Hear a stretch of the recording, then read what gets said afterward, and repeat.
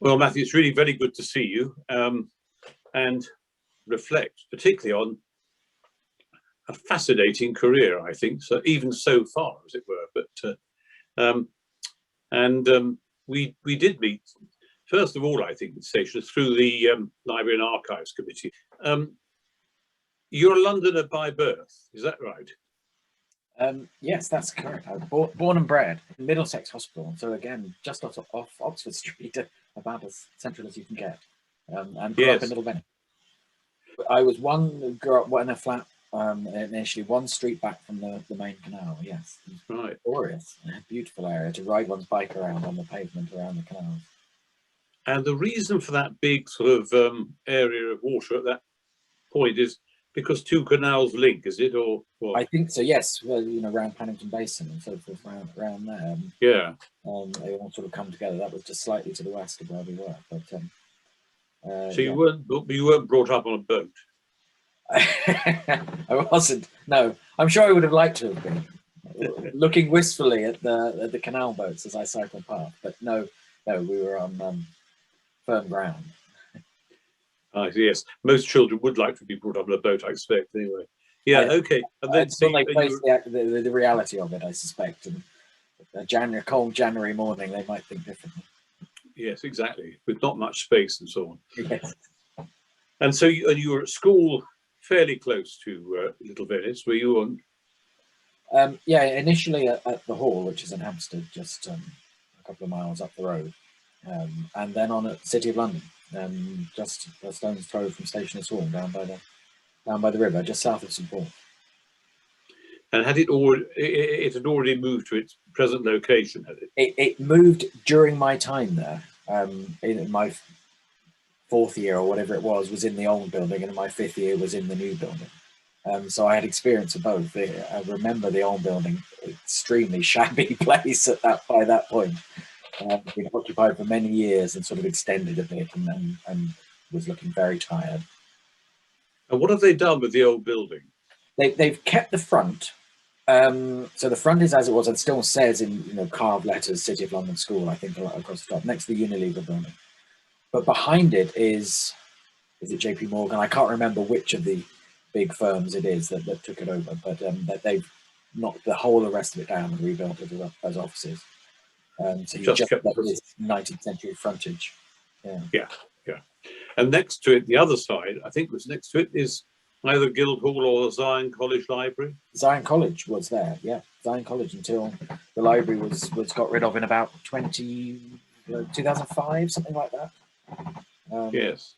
And actually, whilst at Guildhall Library, I was involved with taking in the archives of Zion College, which was a nice sort of circularity to it and catalogue. Yeah. Now, so when you were at school, when people used to ask you the inevitable question and you didn't answer an engine driver, what did you say you wanted to do then? Oh, I think I said I haven't the faintest idea. Yes, I don't know what I trotted out to that question. But I used to spend, my mother was keeper of manuscripts at the British Library. So I used to spend quite considerable amounts of time waiting for her, or waiting in the reading room, or during the holidays being made to sort of kick around near her desk with reference books and old bits of parchment and things. And it sort of, I suppose, imbued itself into me. And this is when it was still in the British Museum, I suppose, was it? This was when it was still in the British Museum, exactly, yes. Yeah, absolutely. Going in, well, and not only that, but while the British Museum was still black, entirely black on the outside from the soot and the pollution.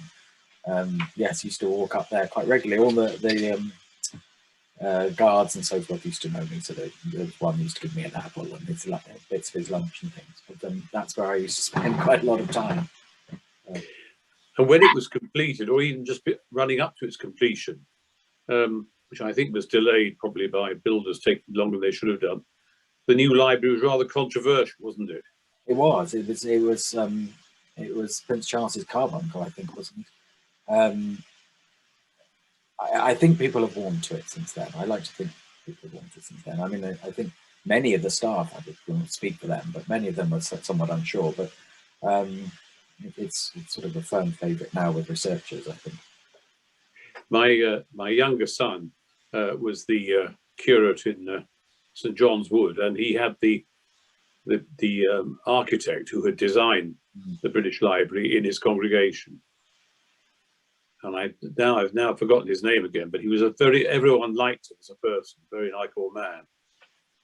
But it's interesting, I had a German friend come over, and he decided he'd go and look at the British Library, and he came back almost in tears of joy.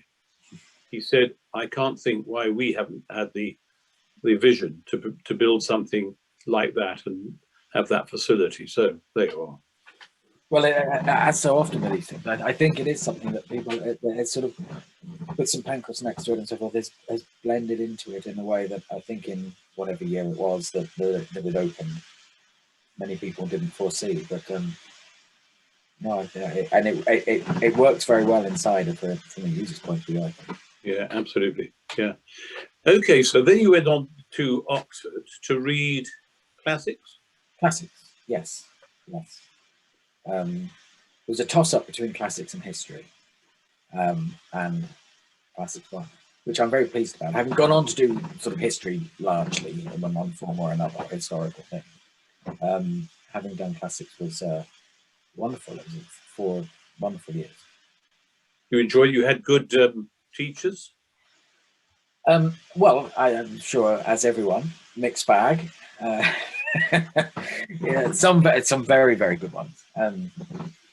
I did at Greats. I did philosophy and literature, and so not the history, ancient history module, but some of the philosophers I encountered there were very, very bright people. Has to be said. Yeah, yeah, absolutely. And then from there, did you went straight from there to what? To did you go on to do your next qualification straight away, or did you have a year off? I had a year in between at that point, and it's still the case as far as I'm aware, to do an archive administration, as it was called then. It's got slightly different title now. You needed at least a year's experience on site somewhere. So I went off and got that. Having had a number of months of scratching my head and thinking, what on earth am I going to do with my classics degree? I thought, well, at least this I'll carry on using my Latin a bit. So did some voluntary and placement work at the Society of Antiquaries and what was then the India Office Libraries, now part of the British Library, and 1 or 2 other places. And then went off to Liverpool to do an MA. And you did that at the university. And what did you make of Liverpool? Did you enjoy Liverpool? I did. I wouldn't say I enjoyed it as much as Oxford. Should we put it that way? Well, I can understand that, yes. And although it is, I love Oxford too, and I did my second degree through Oxford and so on. And both my sons have studied either in the university or nearby at Cuddesdon. But Liverpool has a certain sort of, feel to it, doesn't it? A sort of zizz to it, and some great buildings. Yeah, very interesting. Very interesting. It was 1 academic year. Is a fairly limited amount of time, and an MA course is rather different from an undergraduate course in terms of amount of lectures and things. So the one actually goes to.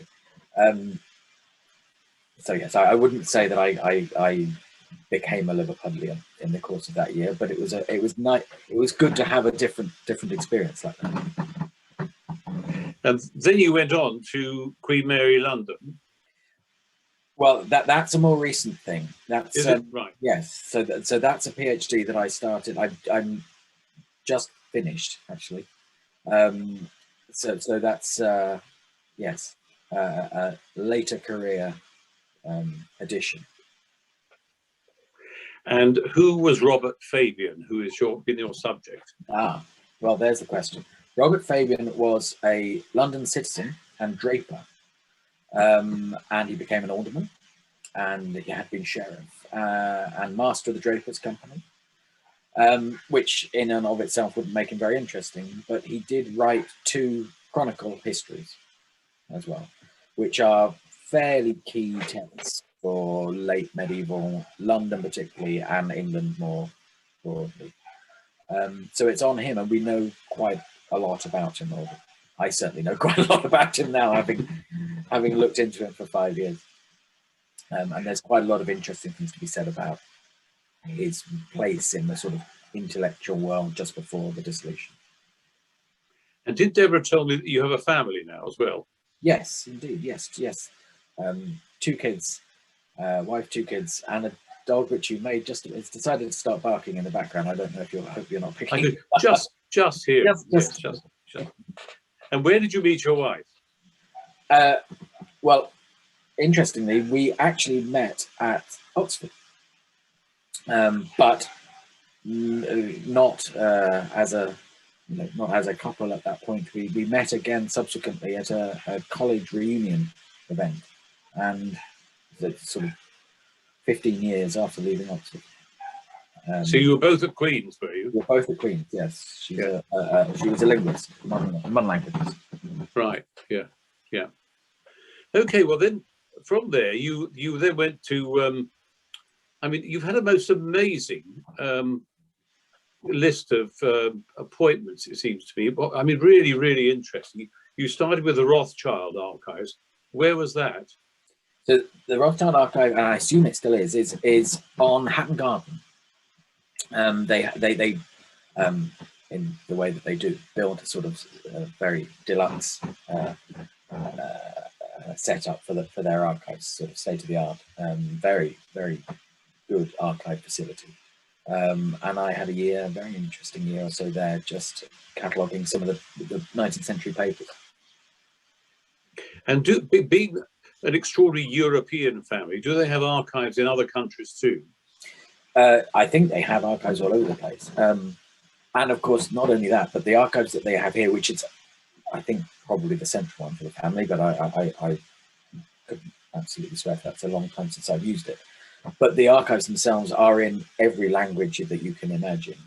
And sometimes different languages using, Hebrew script, but it's actually German and so on and so forth. So quite a challenge for someone trying to catalogue things. I have to say I didn't catalogue Germano/Hebrew items. I was purely English with a French, maybe.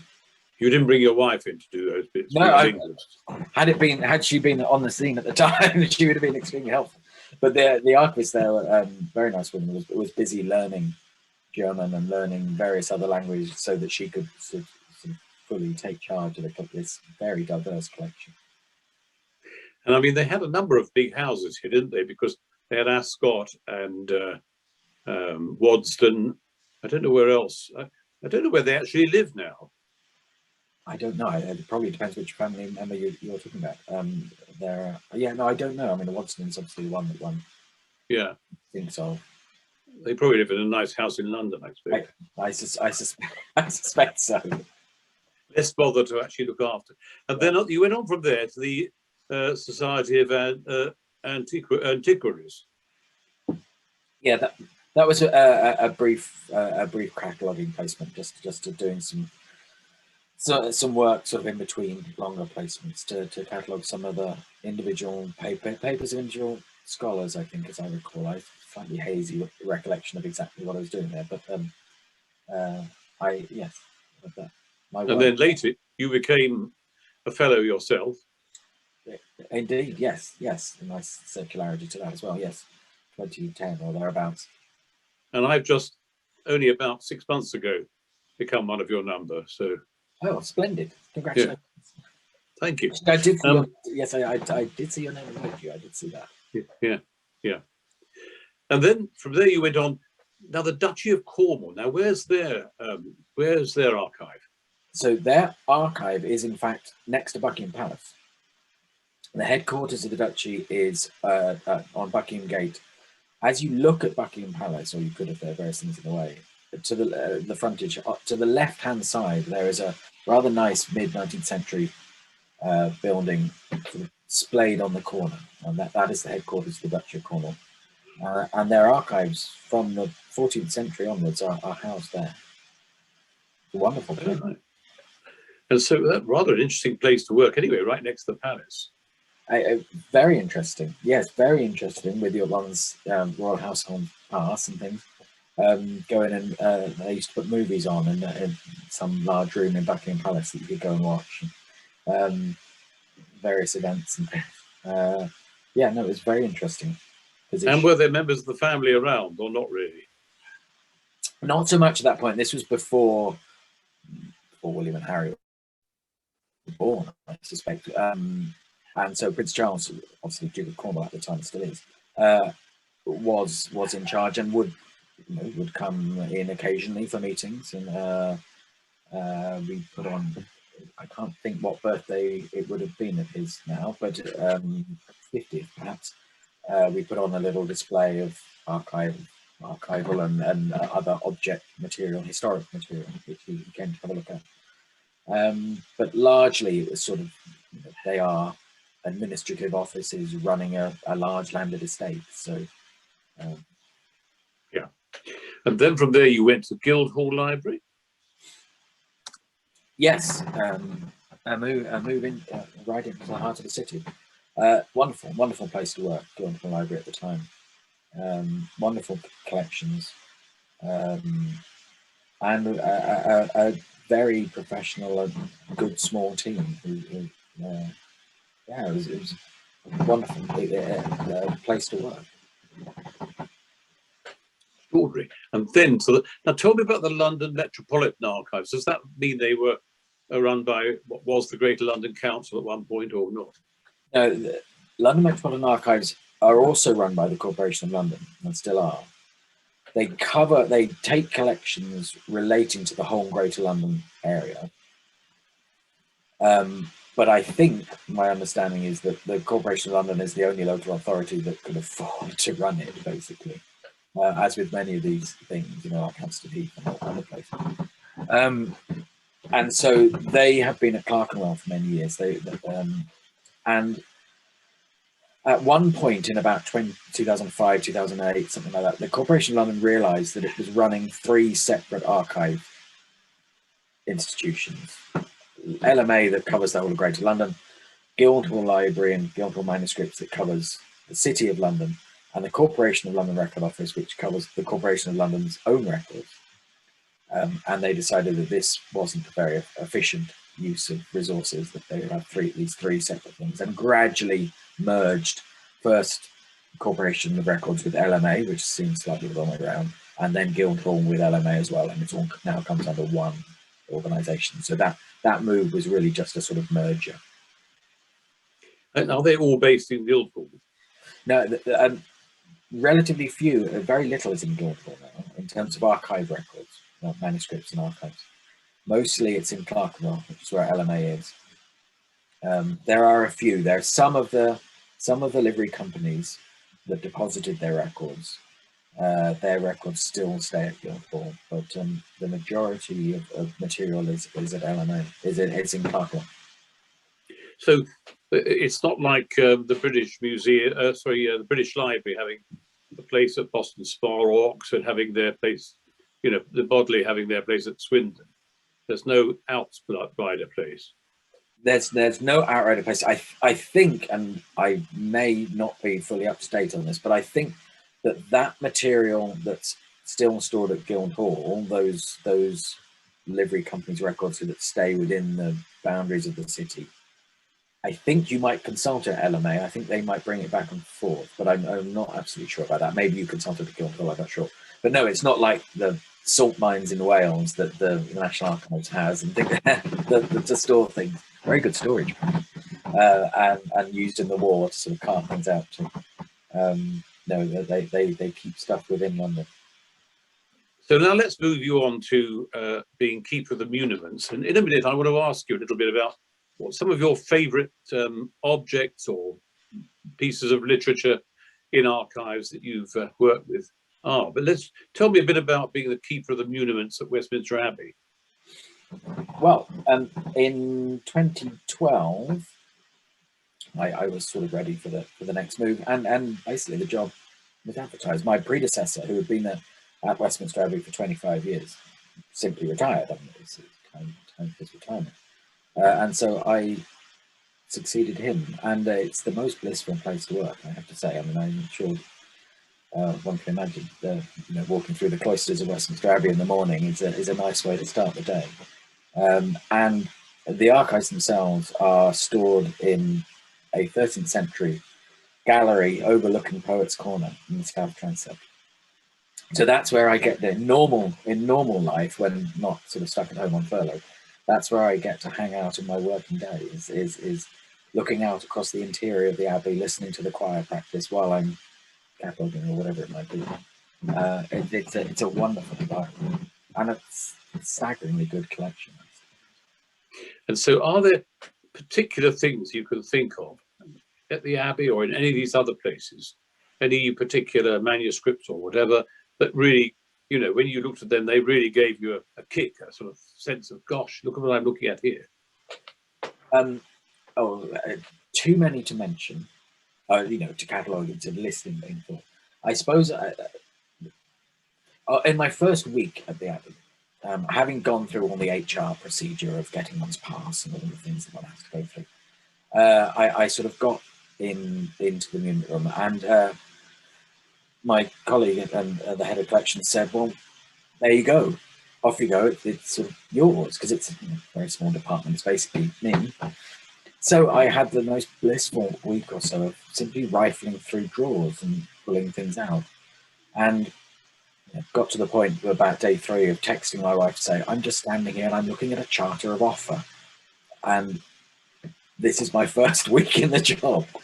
And it, quite extraordinary. It has to be said that charter of offer is a forgery, but still, it's probably an 11th century forgery, so it's a pretty good forgery. So that was a moment of that I will probably never match. The individual objects are usually things that either one has discovered or is doing looking at particularly closely. So although the Abbey's probably the Abbey's most fabulous manuscript treasure is the Litvington Missal, late 14th century illuminated missal, book of masses, beautifully illuminated with a large crucifixion page and all sorts of gold borders and so on. It's a wonderful thing, but it's not something that I've particularly worked on. So I tend to concentrate on, there's a roll, a parchment roll on display in the galleries at the moment called the Islip roll, which was made in 1532 on the death of the last great abbot before the dissolution, John Islip.